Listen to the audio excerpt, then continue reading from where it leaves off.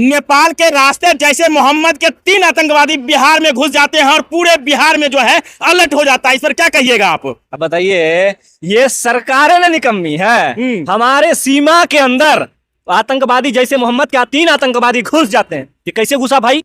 ये देश सुरक्षित हाथों में नहीं है। सबसे पहला काम अमित शाह को इस्तीफा देना चाहिए। सबसे पहला काम कि आतंकवादी से, जो आतंकवादी घुसा है, इससे तो हमारे देश का सीना निपट लेगा, बिल्कुल निपटेगा।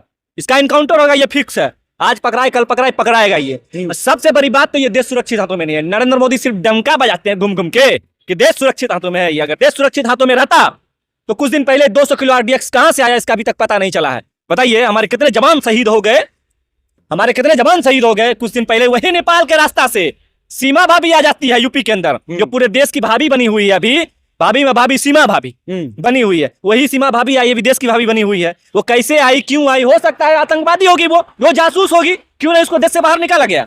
उसको देश से बाहर निकालना चाहिए। ये हम आपको एक लाइन में कह देना चाहते हैं कि ये सरकार निकम्मी है, ये भाजपा की सरकार निकम्मी है। इस सरकार को इस्तीफा देना चाहिए। सीमा सुरक्षित हाथों में, देश सुरक्षित हाथों में नहीं है।